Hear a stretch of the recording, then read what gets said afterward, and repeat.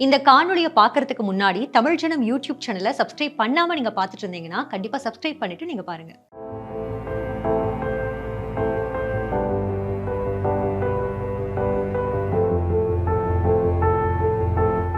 மத்திய அரசின் smart city திட்டத்தின் கீழ் சேலம் மாவட்டத்தில் அமைக்கப்பட்டதுதான் இந்த ஈரடுக்கு பேருந்து நிலையம். 96 கோடி ரூபாய் மதிப்பீட்டில் கட்டப்பட்ட இந்த பேருந்து நிலையத்தை கடந்த 2023ஆம் ஆண்டு முதலமைச்சர் மு க ஸ்டாலின் திறந்து வைத்தார்.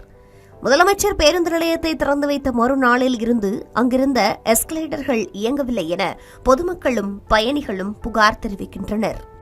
லிஃப்ட் சரியா ஒர்க் ஆவறதில்ல, எப்படி வயசானவங்க எப்படி ஏறி இறங்குவாங்கன்னு அந்த ஒரு இது கூட இல்லை. அதுவும் சரி பண்ணோம்.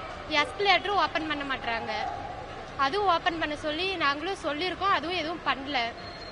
அப்புறம் ட்ரிங்க்ஸ் பண்ணிட்டு பழைய பஸ் ஸ்டாண்டில் அங்கேயும் இங்கேயும் உட்காந்துக்கிறாங்க. பொண்ணுங்க எங்களுக்கு தான் பயமா இருக்கு, ரொம்ப டார்ச்சர் பண்றாங்க, ஒரு மாதிரி இருக்கு, பயமா இருக்கு. கால் வலிக்கணும், எனக்கு கேன்சரு. என்னால் லிஃப்ட்டு ஏதோ ஒரு டைம் தான் வேலை செய்யுது, ஒரு டைம் வேலை செய்ய மாட்டேங்குது. அதனால எங்களால் நடந்து வர முடியல, எங்களுக்கு நடக்க முடியல. என்னால் அதுக்கு ஏதாவது உதவி செஞ்சு ஏதாவது பண்ணிவிட்டீங்கன்னா பரவாயில்லாம. 2 அடுக்கில் கட்டப்பட்டு உள்ள இந்த பேருந்து நிலையத்தில் முதல் தளத்திலிருந்து வாழப்பாடி, தாரமங்கலம் உள்பட புறநகர் பகுதிகளுக்கும், தரைத்தளத்திலிருந்து மாநகருக்கும் பேருந்துகள் இயக்கப்பட்டு வருகின்றன. இந்த 2 தளங்களையும் இணைக்கும் வகையில் ஏற்படுத்தப்பட்ட மின் தூக்கிகளும் பழுதடைந்த நிலையிலேயே இருப்பதால் பயணிகள் மிகுந்த சிரமத்திற்கு ஆளாகி வருகின்றனர். எக்ஸலேட்டர் வேலை செய்யல, சுகாதாரற்ற முறையில் இருக்கு. சேலம் மாநகராட்சி அதை எதுவுமே கண்டுக்கிறது இல்லை. இது ரொம்ப அவல நிலையில இருக்குது. ஆனால் ஆட்சி சிறப்பாக இருக்குன்னு எல்லாம் சொல்கிறாங்க. பல பகுதிகளில் ஒன்றுமே செயல்பாடே இல்லை. சேலம் மாநகராட்சி ரொம்ப வஸ்ட்டாக செயல்படுது. தினைக்கு நைட்டு ஒரு 11 மணிக்கு மேலே போனால் கஞ்சா அடிச்சுக்கிட்டு, தண்ணி அடிச்சுக்கிட்டு, சமூக விருது கூட வரம் தான் அது.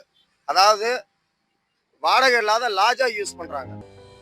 நாள்தோறும் ஆயிரக்கணக்கான பயணிகளும் பொதுமக்களும் பயன்படுத்தும் பேருந்து நிலையத்தில் குடிநீர், கழிப்பறை உள்ளிட்ட எவ்வித அடிப்படை வசதிகளும் இல்லை என்ற குற்றச்சாட்டும் எழுந்துள்ளது. பேருந்து நிலையத்தில் திறக்கப்படாமல் இருக்கும் 20க்கும் மேற்பட்ட கடைகள் இரவு நேரங்களில் சமூக விரோதிகளின் கூடாரமாகவும் மாறி வருகிறது. கிட்டத்தட்ட 24 கேமராக்கள் இருக்குது. ஆனா அதுல 4 கேமரா கூட வேலை செய்யல. இன்னும் கொடுமையான விஷயம் என்னன்னா, குடிக்கிறதுக்கு குடிநீர் கூட அந்த இடத்துல கிடையாது. சரி, அது போகட்டும். கழிவறைக்கு போனாக்க கழிவறையை முடிச்சுட்டு கண்டிப்பா தண்ணி தேவை. அந்த இடத்துல தண்ணியும் கிடையாது. அப்ப இந்த இடத்துல எங்க முழுமடைந்திருக்கு? எந்த இடத்துல முழுமை அடையல. அதை விட ஒரு விஷயம் என்ன அப்படின்னா, அதுல மேல 2 அடுக்கு மேல ஒரு 12 கடைகள் இருக்கு. ஆனா அந்த கடைகள்லாம் பூட்டப்பட்டு இந்த நாள் வரைக்கும் பூட்டப்பட்டு காணப்படுகிறது. மத்திய அரசின் ஸ்மார்ட் சிட்டி திட்டத்தின் கீழ் கட்டப்பட்ட பேருந்து நிலையம் போதுமான பராமரிப்பு இன்றி மக்கள் பயன்படுத்தவே அச்சப்படும் அளவிற்கான சூழலை உருவாக்கியுள்ளது. பொதுமக்கள் மற்றும் பயணிகளின் கோரிக்கையை ஏற்று பேருந்து நிலையத்தை முறையாக பராமரித்து அடிப்படை வசதிகளையும் ஏற்படுத்தி தர வேண்டும் என்ற கோரிக்கை பரவலாக எழுந்துள்ளது. தமிழ் ஜனம் செய்திகளுக்காக ஒளிப்பதிவாளர் பிரகாஷ் ராஜுடன் சேலம் செய்தியாளர் SK கண்ணன். இது மாதிரி பல சுவாரஸ்யமான தகவல்களை பார்க்கணும்னா தமிழ் ஜனம் யூடியூப் சேனலை சப்ஸ்கிரைப் பண்ணுங்க.